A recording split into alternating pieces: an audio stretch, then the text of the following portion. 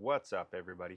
Welcome back to Mac's Grill Shack. My name is Shane, and today we are going to reverse sear a tri-tip in the Gozney Dome, whip up a chimichurri. It's gonna be delicious, so stick around. And the first thing I want to do here is get our chimichurri made. Even before we fire up the dome, I want to at least give it a couple, 2-3 hours to let all those flavors come together. So let's get after it. And in our bowl here, we've got ourselves half a cup of extra virgin olive oil.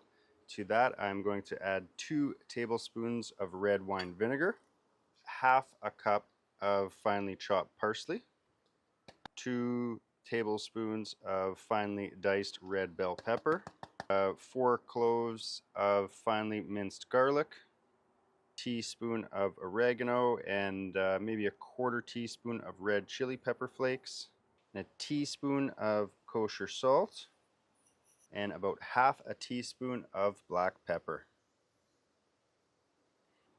And we'll just get this all nicely mixed together, all incorporated.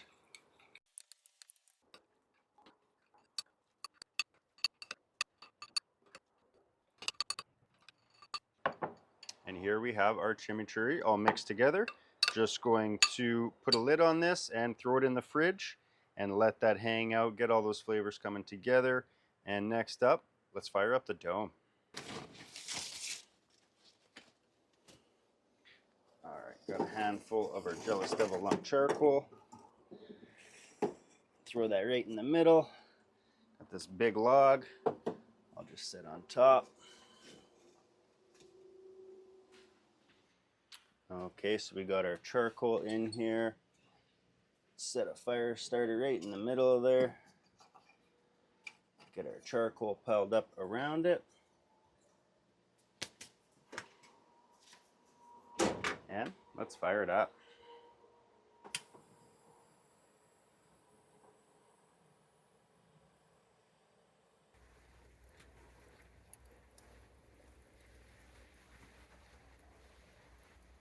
All right, we got the dome preheating in the background right now, so let's go ahead and get our tri-tip trimmed up and ready to get in there. And this is Canadian AAA beef, pretty standard that you find at the grocery store.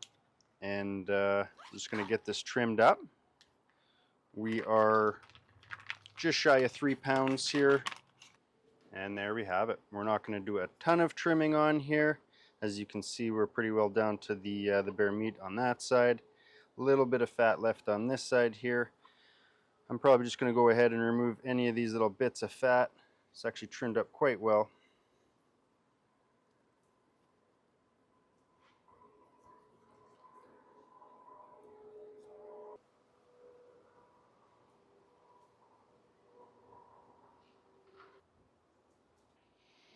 And then we've also got a little bit of silver skin on the back here that's not going to render down for us.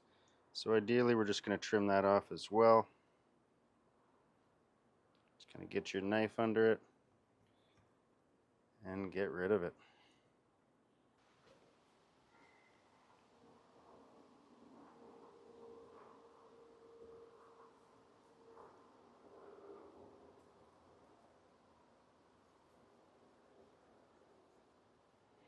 All right, and there we are, all trimmed up.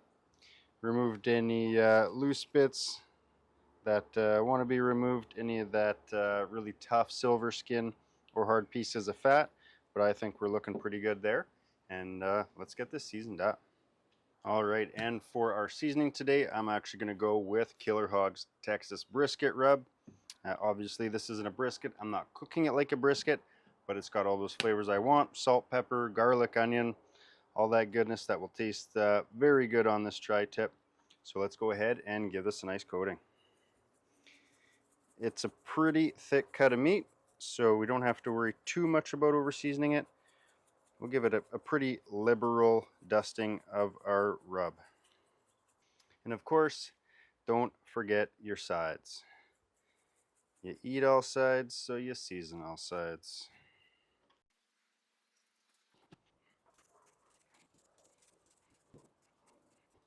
All right, there we are, all seasoned up. You're going to let this rest here and we're getting into the low 200s now on the dome, so it won't be long. We'll get our tri-tip in there. All right, our dome oven is coming up to temp. We're sitting at 242 Fahrenheit, so I know it's going to heat up a little bit more, so we'll be right in that sweet spot, that 250, 275 I'm shooting for. I have my cast iron pan here. This is actually from Uni, their dual-sided grizzler. I'm just going to hit this really quick with a bit of cooking spray, and we'll get our tri-tip in the pan. There we go. And before we put this in the dome, I do want to add a piece of smoking wood. I've got some chunks of oak wood here, and I'm not going to put this directly on the coal bed because it's just going to combust and spike my temperatures. I'll save that till the end. But what I'm going to do is put it kind of in front here, right adjacent to our coal bed, so that it starts smoldering and giving off some smoke flavor to get into our tri-tip. Okay, and I do want to insert my built-in meat probe with the Gozney Dome, so I'm going to stick this in the thicker end here so we can keep an eye on our internal temps. Otherwise we'll grab this, slide it on in. There we go. Plug in the probe, and we'll keep an eye on it.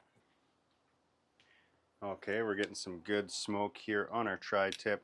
We're still below 300, kind of bouncing between 275 to 290, and basically I'm just grabbing my oak wood chunks here, kind of playing with them in the fire a little bit, making sure they don't fully combust, getting them to smolder for me so that I can get some good smoke out of it. We're burning a charcoal fire here, so it is clean burning, and I do want a little bit of dirty smoke to actually get some flavor out of it. If I were to just put the oak splits on there and burn a clean fire, all I'm going to do is shoot my temps up, and I'm not going to get a whole lot of flavor out of that.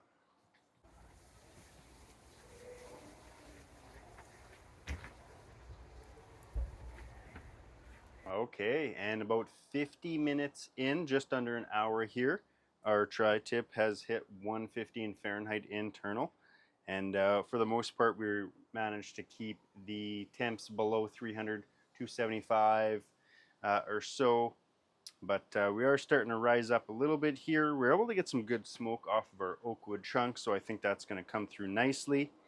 But it is time to get this oven screaming hot so we can sear off the steak and give it a finish. And I just got some foil here beside, so I am going to pull my cast iron out here. I'm going to leave the probe right in here and set this down on some foil. Get the cast iron back in the oven. Loosely foil this.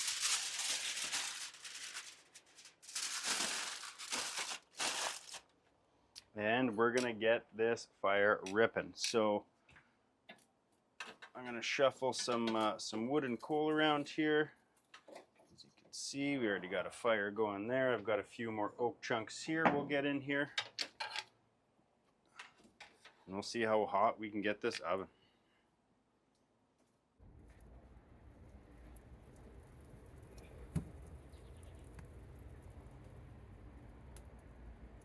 All right, we've got the dome oven temperature up north of 550 degrees Fahrenheit.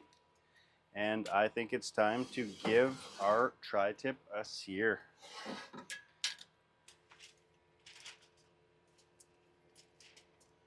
And I'm going to go presentation side down first.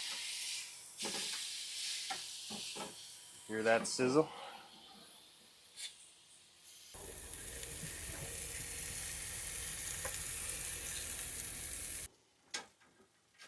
All right, got to be careful not to go too long in here. I don't want to be overcooking our tri-tip. Got a nice little bit of char there. Flip it around. Press it in nicely and get it back in the oven.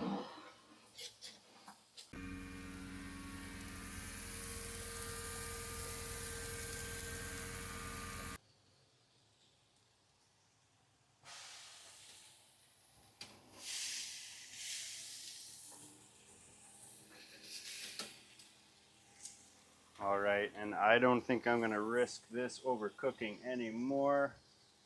We'll have a nice little bit of sear on it, some good flavor. So I think it's time we pull this out and get it resting. All right, and after a 15-minute rest, our reverse seared tri-tip is ready to slice up and give a try. So without further ado, let's get into that. And of course, we got grains running two different ways on our tri-tip here, so we want to separate that so we can cut against the grain, of course. So I'm going to go ahead and make a cut right here. Take a quick peek. Looks good to me. All right, I'm going to grab this side here, and my grains are running like this. So I'm going to go ahead and slice against the grain like so.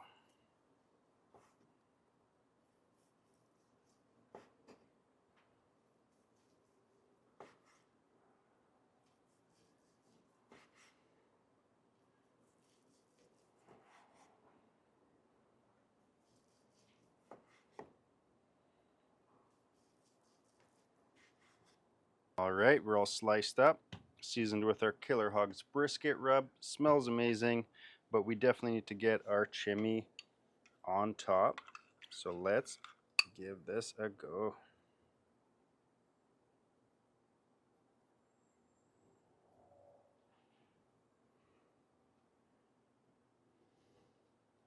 All right, there we go. We're sliced up. We got our chimichurri over the top here, ready to dive on in. So let's give this a try. This smells phenomenal. Let's grab a bite. Nice mouthful there. Cheers.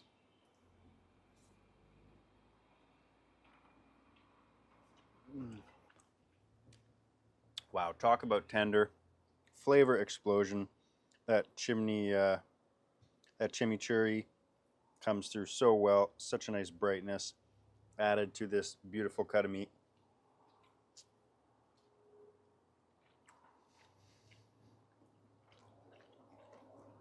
Incredibly tender. What an amazing bite.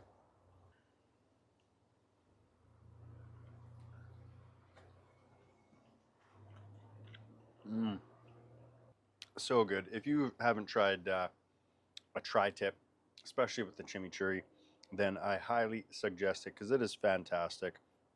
And obviously there's many uses for this. I'm probably just going to eat this straight up like this.